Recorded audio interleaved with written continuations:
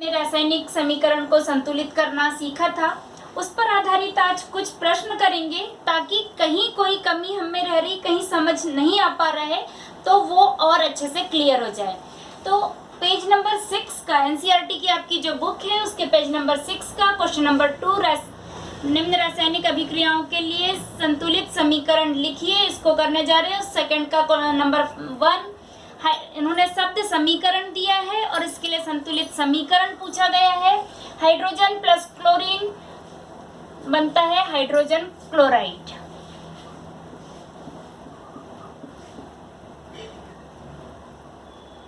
यहाँ पर देखिए, अब कुछ बच्चे क्या करते हैं, ये हाइड्रोजन लिख दिया, ये क्लोरीन का संकेत, क्योंकि अब हमें संकेत रूप में लिखना है तो रासायनिक समीकरण बनेगा, उसके बाद संतुलन करना है। और ये हाइड्रोजन क्लोराइड संतुलित भी हो गया बोले, और ये क्या हो गया आपका समीकरण भी हो गया। लेकिन ये गलत है। गलत क्यों है? क्योंकि कोई भी पदार्थ जो है, कोई भी तत्व जो है अपने परमाणु रूप में नहीं रहता है और वो अणु के रूप में रहते हैं, इसलिए उनको अणु रूप में लिखा जाता है, स्वतंत्र रूप में वे अणु, इसलिए इनका संकेत H2 लिखना होगा आपको, हाइड्रोजन। और क्लोरीन का सूत्र आपके पास होगा Cl2। इस प्रकार हाइड्रोजन का प्रतीक हुआ H2, क्लोरीन का हुआ Cl2 और हाइड्रोजन क्लोराइड तो HCl बना। पर अब बैलेंसिंग देखना है, यहाँ हमारे पास हाइड्रोजन 2 है, हमने जैसे बताया था उसके अनुसार बॉक्स बना के जब हम करेंगे तो हाइड्रोजन को 2 बनाने के लिए हमने यहाँ 2 लगाया, ठीक है। तो ये हाइड्रोजन बैलेंस हो गया, क्लोरीन भी 2 था, दोनों बैलेंस हो गए। इस प्रकार हमने इसको बैलेंस किया। अब देखिए number 2, barium chloride plus aluminium sulphate बनता है barium sulphate plus aluminium chloride. ये शब्द समीकरण आपको दिया हुआ है। सबसे पहले रासायनिक समीकरण का ढांचा तैयार करेंगे हम। बेरियम क्लोराइड का संकेत होता है BaCl2, aluminium sulphate Al2SO4 thrice. ये आपको याद करना पड़ेगा इनके संकेत, यदि नहीं बनते हैं तो, क्योंकि इनमें कोई चेंजेस नहीं होता। Barium sulphate BaSO4, aluminium chloride AlCl3। ये हमारे रासायनिक समीकरण का ढांचा तैयार हुआ। फर्स्ट स्टेप हमने कहा था रासायनिक समीकरण संतुलित करने की कि बॉक्स बनाना है। चूंकि पहली बार समझाना था इसलिए मैंने बताया था। अब यदि आप नहीं भी लगाएं तो बस इतना याद रखना है कि बॉक्स के अंदर इसमें कोई परिवर्तन नहीं होता। ये जो उनके सूत्र होते हैं इसमें कोई परिवर्तन नहीं, जो भी है आप यहाँ सामने उसका उस संख्या का गुणन कर सकते हैं। सबसे पहले हमने तत्व लिखे Ba, यहाँ Cl, एल्यूमिनियम, SO4 का S, सल्फर और ऑक्सीजन, यही प्रोडक्ट में भी होंगे सेम तत्व। अब लेफ्ट हैंड साइड के परमाणुओं की संख्या देखना है, Ba का 1 और राइट हैंड साइड में परमाणुओं की संख्या यहाँ पर भी Ba की 1, क्लोरीन की यहाँ 2 लेफ्ट हैंड में, जबकि राइट हैंड पे क्लोरीन की संख्या यहाँ 3। फिर एल्यूमिनियम की संख्या लेफ्ट हैंड साइड में 2 और राइट हैंड साइड में एल्यूमिनियम कितना है भाई, 1।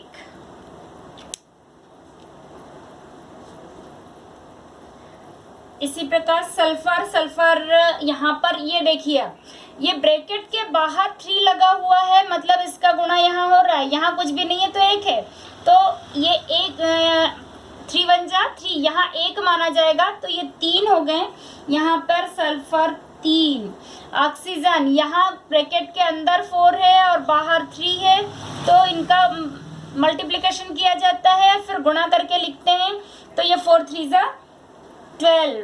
ऑक्सीजन यहाँ ऑक्सीजन यहाँ 12 और सल्फर यहाँ देखिए, सल्फर केवल 1 है, यहाँ कोई ब्रैकेट नहीं लगा हुआ है, तब यहाँ 4 नहीं लिखेंगे, केवल और केवल 1 और O4।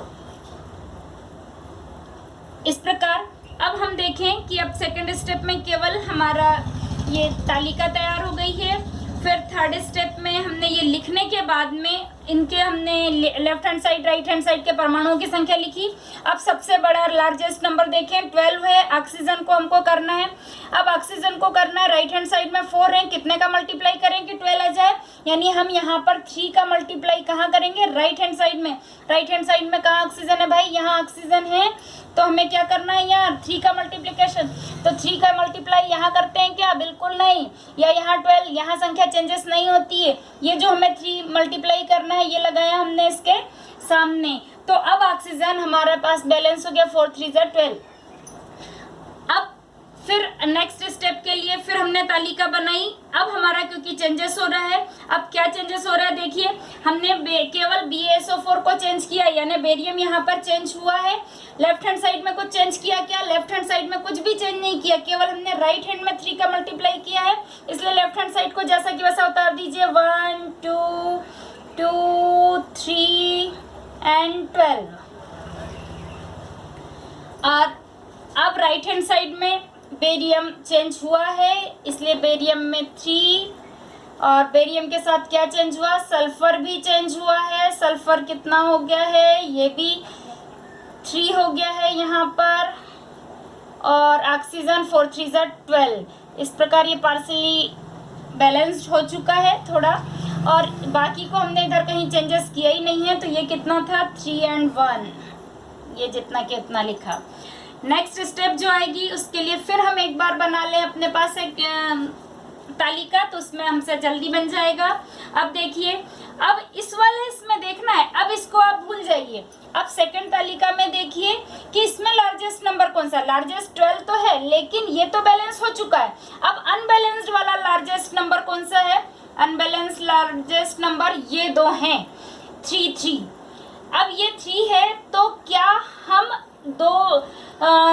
2 में किसी का मल्टीप्लाई कर सकते हैं कि 3 आ जाए, नहीं। इसका मतलब क्लोरीन को बैलेंस करने के लिए हमें नहीं देखना है, नहीं सोचना है किसको बैलेंस करना है, बेरियम को, यानी हम 1 में 3 का यदि मल्टीप्लाई कर देंगे तो ये 3 हो जाएगा। इसको बेरियम को हम बैलेंस करेंगे, तो बेरियम कहाँ है, लेफ्ट हैंड साइड में करने की जरूरत है हमको, लेफ्ट हैंड साइड यानी इधर, यहाँ बेरियम कहाँ है भाई, ये।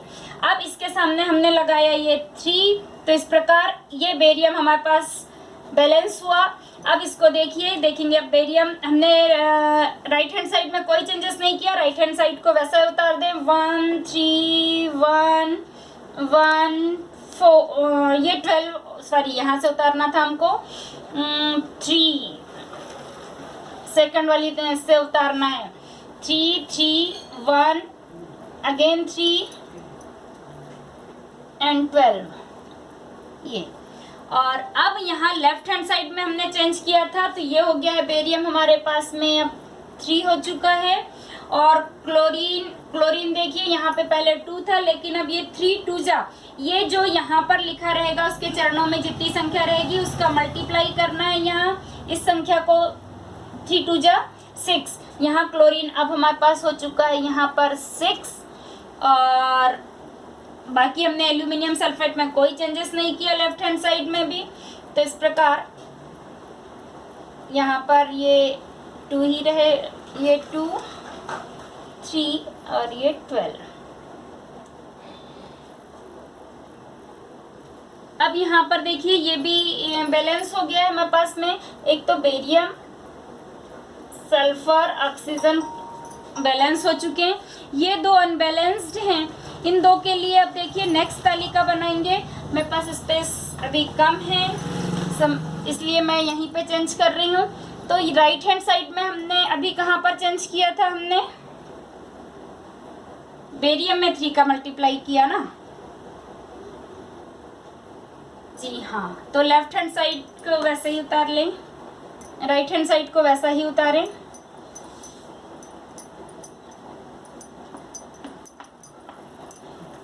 ये 3 3 1 3 12, और यहाँ पर हमारे पास में अब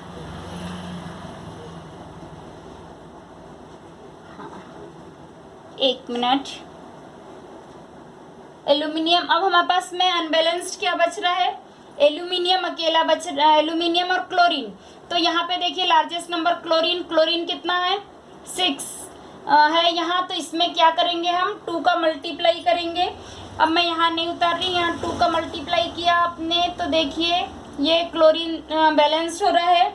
यहाँ पर 3 2 जा 6, ये देखिए 3 2 जा 6, ये 3 बेरियम यहाँ ये हो गए। और एल्यूमिनियम भी अब देखिए एल्यूमिनियम ये 2 हो गया है, यहाँ पे 2 था, राइट हैंड में भी 2 हो गया है। क्लोरीन 6 हो चुका है। एल्यूमिनियम आपके पास 2 राइट हैंड में, लेफ्ट हैंड में एल्यूमिनियम 2 और सल्फर लेफ्ट हैंड में हो गया है 3, यहाँ भी 3 हो चुका है। सल्फर ऑक्सीजन जो है 12। इस प्रकार आपका ये इक्वेशन जो है ये बैलेंस हो गया और इस बैलेंस इक्वेशन को आप लिखेंगे। तो इस प्रकार से आपको बैलेंसिंग करनी है। नेक्स्ट क्वेश्चन है सोडियम प्लस जल बनेगा सोडियम हाइड्रोक्साइड प्लस हाइड्रोजन। तो इसके लिए देखिए सिर्फ संकेत लिखना है आपको, सोडियम Na प्लस जल यानी H2O और sodium hydroxide NaOH plus hydrogen यानी H2। इसको आप अब ये आपका होमवर्क है, घर पे बैलेंस करके देखेंगे। नेक्स्ट क्वेश्चन को मैं हल्का सा बहुत जल्दी में हिंट कर रही हूँ आपको। प्रश्न आपका कह रहा है, देखिए आपको प्रश्न नंबर 3 बोल रहा है कि निम्न अभिक्रियाओं के लिए उनकी अवस्था के संकेतों के साथ रासायनिक समीकरण को संतुलित करना है। अब संकेत बताना है, अवस्थाएं बतानी है, अवस्थाओं के संकेत बैलेंसिंग के साथ। इसमें आपको अवस्था बताने की आवश्यकता नहीं है। प्रश्न कह रहा है जल में बेरियम क्लोराइड, जल में बेरियम क्लोराइड, बेरियम क्लोराइड का सूत्र BaCl2। चूंकि जल में विलयन जब भी बनता है तो क्या होता है इसको एक्वस, तो इसकी अवस्था क्या हो जाएगी एक्वस। और तथा सोडियम सल्फेट के विलयन, सोडियम सल्फेट का भी विलयन बन रहा है, विलयन यानी ये भी एक्वस अवस्था में होगा। और सोडियम सल्फेट Na2SO4 होता है। बैलेंसिंग आप करके देखेंगे घर पर, अभिक्रिया करके सोडियम क्लोराइड का विलयन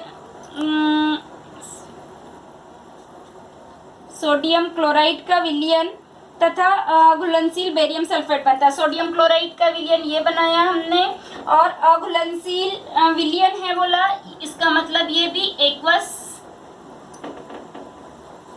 अघुलनशील बेरियम सल्फेट का अवक्षेप बनता है, बेरियम सल्फेट का अवक्षेप। अघुलनशील बोला है, इट मीन्स ये सॉलिड फॉर्म में है। ठीक इसी प्रकार से अवस्थाएं लिखी जाती है। नेक्स्ट क्वेश्चन है सोडियम हाइड्रोक्साइड का विलयन जल में है, इसलिए ये भी एक्वस हो गया, सोडियम हाइड्रोक्साइड NaOH। और सोडियम क्लोराइड के विलयन जल में, सोडियम ये हाइड्रोक्लोरिक अम्ल, हाइड्रोक्लोरिक अम्ल जल में कहा है, इसलिए ये भी एक्वस फॉर्म में है। से अभिक्रिया करके सोडियम क्लोराइड यानी NaCl और जल बनते हैं। सोडियम क्लोराइड और जल, सोडियम क्लोराइड का विलयन बनता है कहा है, इसलिए ये एक्वस फॉर्म। और जल बनता है तो ये लिक्विड। ये देखिए जल जब भी भाप के रूप में, गैस के रूप में भी रहेगा तब एक्वस फॉर्म H2O के आगे भी एक्वस लगेगा। और यदि लिक्विड में बन रहा है तो ये L। जब भी भाप की क्रिया कराई जाती है तो वहाँ पर एक्वस AQ लिखते हैं, गैस AQ नहीं गैस G, गैस के रूप में। जब भी भाप की क्रिया, वाष्प की क्रिया कराई जाती है जलवाष्प की, तब वहाँ पर गैस लिखा जाता है, G लिखा जाता है। और जब H2O पानी डायरेक्ट लिया जाता है तब इसके लिए इसकी अवस्था लिक्विड L लिखा जाता है इसके लिए। ठीक है।